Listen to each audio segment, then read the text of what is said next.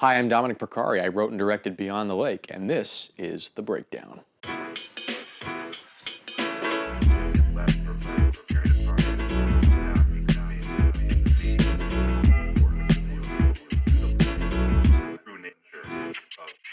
Next up, the control room. Catherine, it's time to play.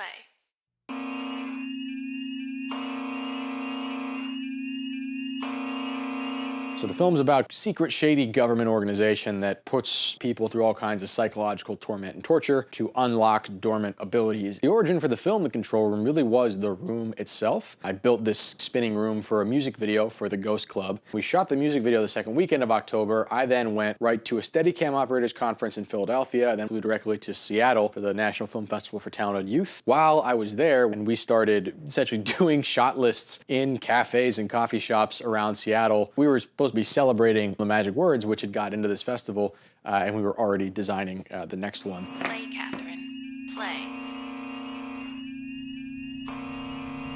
To do this, I actually got underneath the set, drilled a hole up through the floor, and then poked a screwdriver out of that hole so that when it hit the block, it would push the block up. So that was the first of many cool effects to kind of warm people up for the big ones coming later. Play.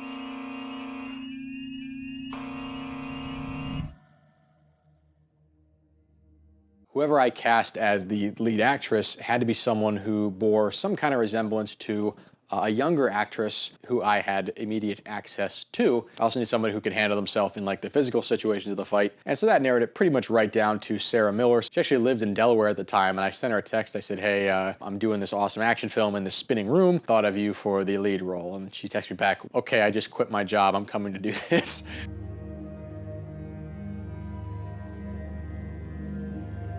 A lot of these inserts, like close-ups on the gun and stuff, was actually I shot right over there in my basement and lit it so that it looked the same. Again, it's little stuff like that you rarely have time to do on set. If this film was not sponsored by Gymshark, when your production comes together in 3 weeks, you make the best of what you have. If I may, how many subjects have actually achieved sustainable results without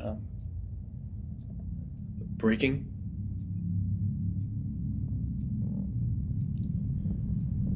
One of your main goals when you're blocking for film specifically is to create a scene that organically has the characters facing ways where they don't close themselves off to the camera. Shots like this where we have me in the background and then we can just rack focus and we get the same profile of Joe, but it's also, we still have that tight kind of confrontational angle. Again, same thing here, both characters are looking the same way, so we don't have to cut back and forth between them, and that's just a great example of blocking working together with camera.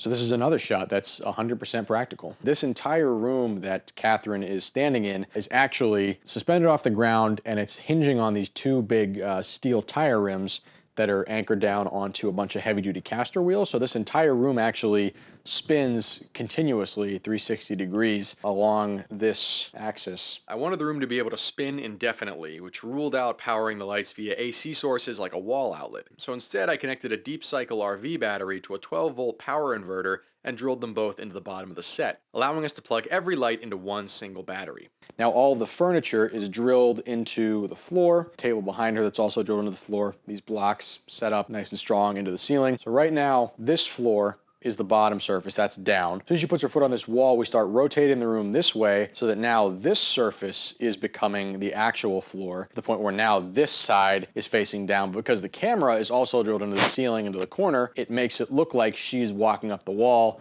when in reality, the entire room is actually rotating around her and she's just standing in the same place.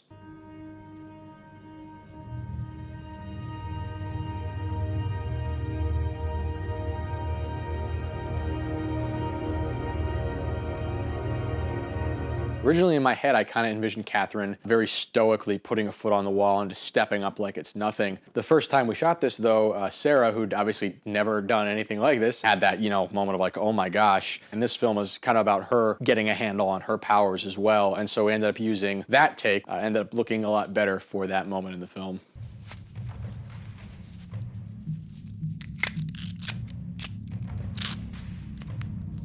So this character is actually played by two different people. We shot across two different weekends. Weekend one, we were in the white room, and weekend two, we were in the black room, the control room. Brenton Gettle, a friend of mine who's been super awesome, he was able to be there on the first weekend, but not the second. Even though it shows him in the blackness, this kind of background area you're seeing is actually just a alcove of the bank that we hung black curtains up and then put a heavy red light in. And then all the other body shots you see is actually one of my old high school teachers, Brandon McCall, who talk about like supporting your former students. And I just called and said, hey, you want to come be in a movie for an afternoon? He's like, let's do it, man. And he came in and yeah, played the character perfectly too. And because we were casting this on super short notice, the other containment officer is actually our DP, Ethan. So he would put down his prop weapon and pick up his camera for a lot of shots, or vice versa. Everyone usually wears a lot of hats on indie films like this, at least they did on mine.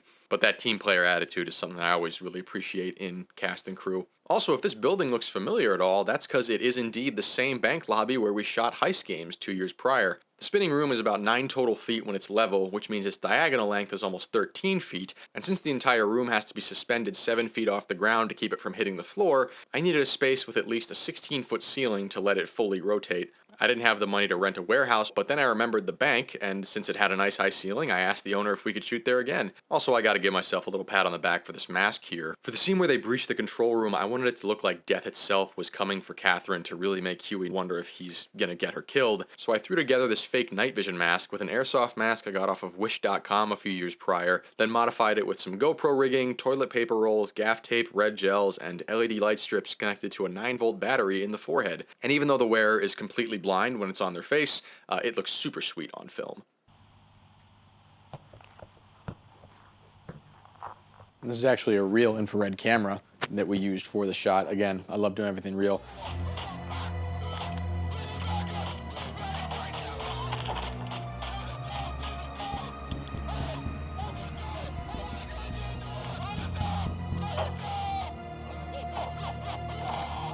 Sound designing this scene was really fun, except for when I was banging on the door saying, hey, let us out of here. That was me actually in this room with the mic on one side and banging on the wall. Me doing sound design. The wall. Right into the palm of my hand. Not fun. Also, I'd like to thank Camden Baker for introducing me and inspiring me to wear the Trinity knot. That's something that I wear just about all the time now because it's so beautifully extra.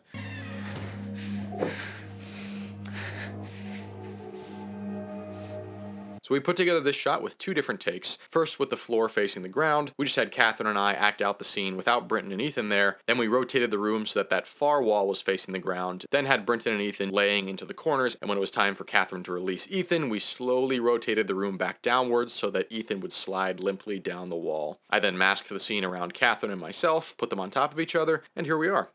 It's been 6 months of endless white rooms and subject after subject, and We see little desk jockeys all going unconscious at the worst possible time. Every day the same noises, same sirens, same failure. This idea of Huey using the cup on his desk combined with the microphone to make a stethoscope to hear what's going on. I had kind of written myself into a corner of Catherine tore the camera off the wall, took out the audio. How does Huey know what's going on in there? One of my writing teachers, Kevin Kramer, said, when you're facing a problem in your script, you've probably already solved it somewhere else. You just got to go and find that. And I had written in that he's using this microphone to talk to her, and I know he's got a drink because he takes a sip from it. So eventually I figured out, okay, what if he takes the mic, takes the cup, he makes this. Had solved the problem already, just had to go and find it. I've waited so long to find someone like you.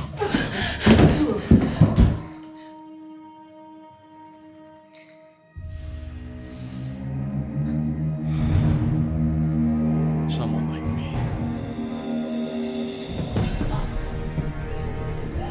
So I always wanted this to be a big moment where it's revealed that the one other person who had survived this kind of testing was Isaac, and he finally found someone like him. Most people will never be in a spinning room like that. It's such a strange thing when you transfer walls for the first time. You'll be standing, leaning just a bit, and then all of a sudden you are falling. And that's a pretty scary drop if you're not ready for it. So it was a very fine line to walk to make these falls and these throws look like the character was, you know, being tossed and was out of control, but also not putting the actors in real danger. Obviously, protect yourself without making it look like you're trying to stick the landing. Okay. So this one, Sarah took a bit more of a commitment to it didn't switch as much, and so she actually landed right on her hip. She was okay, but it was definitely one she was like, ooh, I'm gonna feel that, and that's why it looks so good. Like any film, there were many shots that required ADR, but Sarah was only in town for this weekend, so for shots like this one, the voice and breath you hear is actually that of Jordan Belts, who you may recognize as the lead actress in Polaroid. We ran her through some of the physical motions of Catherine, then I just modulated the pitch of her voice to match Sarah's, and voila.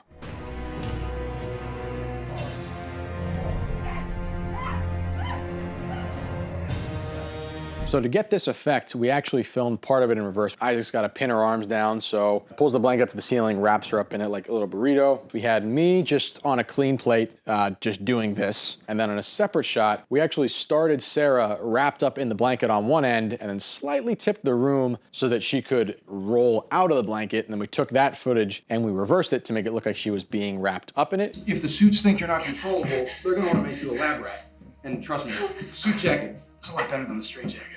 Shooting this sequence of the film was nice for Sarah because she basically just got to lay on a bed wrapped up in a blanket for, you know, a solid half a day. When you make a film like this, especially when it's as rushed as it is, you know, I'm basically working 18 hours a day, rarely eating, just always building something or prepping something or going over something or rehearsing something or writing something. I'm lucky if I get to eat one meal in a day. And I remember at this point, we've been shooting for so long and I've been prepping for so long and I was still like jet lagged from coming back from Seattle. And I remember just on this day feeling so weak because like I hadn't eaten, I was barely sleeping. When it came to this moment, I was genuinely scared that I wasn't even gonna be able to lift this like 110-pound woman off the ground.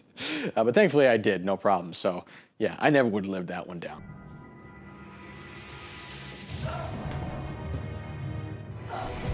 Now it's Catherine's turn to toss Joe. And Joe just went for it on all these tosses.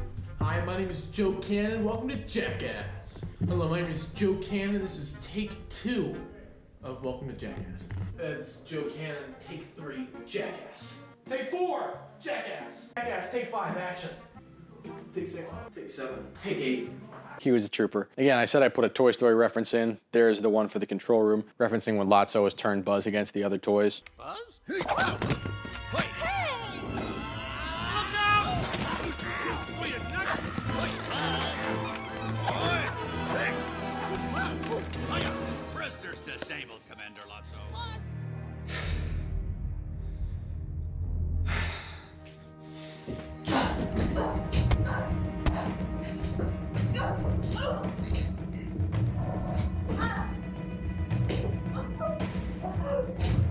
So this is just where we really wanted to show people just how incredible this set we'd built was. So right now, me and Sarah in here doing the fight. We got 4 guys responsible for flipping the room, and then we got our director of photography sitting in a chair watching a live feed from the GoPro that's filming this, and he's waiting for cues in the choreography to tell the guys when to flip the room. So as soon as we get to this guillotine, this headlock, that's his cue to flip. The room turns from this to this being the floor that's now facing the ground, and we spill over. Then he's waiting for me to step my foot up, and that's the cue to go again. And now this floor is the one that's actually on the ground. I do a little bit of De La Hiva guard, move back into the John Danaher back attack system, lock up this. As soon as I lock that sleeper hold up, that was the cue to go to the next floor. I got to land on my back, and now this floor is on the ground, and then we go back to the bottom. And at this point, we had done 21 takes without successfully getting all the way around the room. So when we hit the floor there, Sarah actually says like, "Are you okay?" I was like, "Yeah, keep going, keep going." And then we hit the end of the take right here. And as soon as we finished that, we both was like, "Yes!" And you can hear cheers coming from outside. Everyone's clapping and hugging each other. Yes!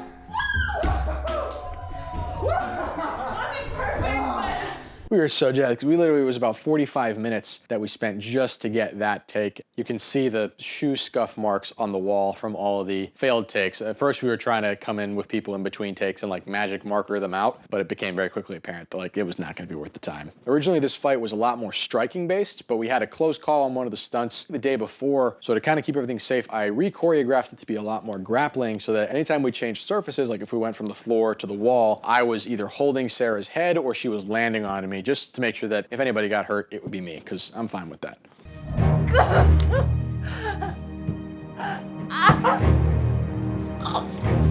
As someone that's been choked out in jiu-jitsu on multiple occasions, nobody chokes like this. Opening your mouth wider is not going to help you. So if someone needs to get choked out in one of your films, it happens like this. that's how people choke out.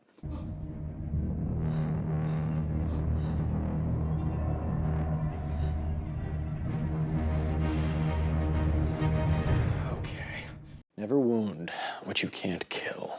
So this sequence, I wanted Isaac to be able to show them, I can kick the crap out of you two without even using my power. Again, we're doing a lot of this in pretty long takes with a lot of kind of beats in between each. Some good stacks. Gotta fix my tie. Gotta look fly as I'm beating people up. Now, I talked about stacking before, how you always want to see if you can hide the impact behind something. We are working in a room that's only about 8 feet by 8 feet. Our DP is a very large, lanky man, so like he's already crouched up in a corner. There are some angles where there's just no room to stack, so eventually I told Sarah, like, look, just lay into me, just hit me. It took some convincing. Finally, she got around to hitting me, and I took it on the chin for about 7 takes. You can see that Sarah is still really worried. She can't even open her eyes when she hits me, which in hindsight is probably even less safe, but I'm okay. Looks like you won't make it to 3.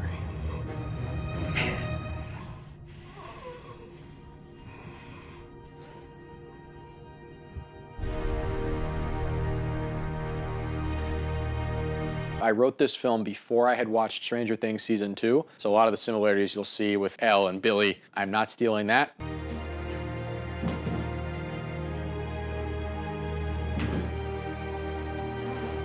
This is perhaps my favorite shot of using the room to its full advantage. We have Catherine on a separate plate, just doing this against the green screen, and then, just locking the camera down and letting me ride all the way up the wall onto the ceiling. Had a lot of fun with that shot.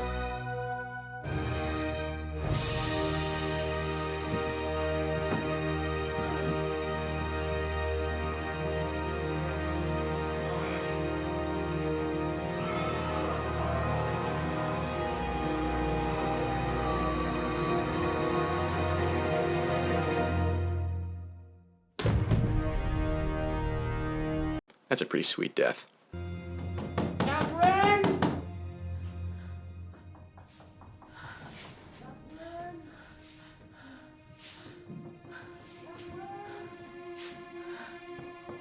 So I mentioned that we shot across 2 different weekends. Weekend 1, we were in the white room, and weekend 2, we were in the black room, the control room. Sarah, obviously coming from Delaware, she could only drive up for 1 weekend, so once we finished filming the last shot with her in the test room, we really quickly repainted the room as black as we could, threw up the furniture, the computer, the stuff. I made it match kind of like the projected layout of what the new room would become. So when you're watching Catherine walk around in this scene, this is actually later that night. You could still smell the paint. It had barely dried. So if you're playing along at home, you'll probably realize that something is not right, which is the door. If the door is over here in the test room, it stands to reason it would be over here in the control room, but we couldn't do that because we didn't have time to change the actual layout of the room. So what we actually had to do to make that work is we actually built this room in reverse. So we built the desk on the right side of the room and shot the whole scene to be horizontally flipped later. That's why if you're playing along at home, you'll notice that this Gymshark logo, which is usually camera right, is now camera left. So she actually had to act that scene with her other arm broken so that when we flipped it, it would stay consistent. There are other little giveaways that it's flipped. For example, if you look closely, you can see that the numbers on the clock are backwards and that the arrow keys on the keyboard are on the left, not the right. Catherine? Catherine? Catherine?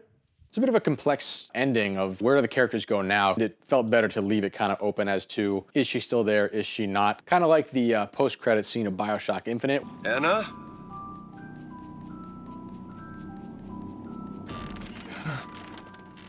Is that you? Is Anna in the cradle? Is she not? Cut just before we can see. You want to do the same thing here to show, like, is Catherine still there or did she leave? And the last kind of really cool thing that happened, of the keys that had broken off, the escape key had also broken off. And one of the things that Isaac tells Catherine earlier in the film is even if you escape this facility, you can't escape what they've made you. You can't escape this life. So that's why in the credits we end with this final picture of the missing escape key as a way to say, like, there is no escape. And so yeah, that's the control room.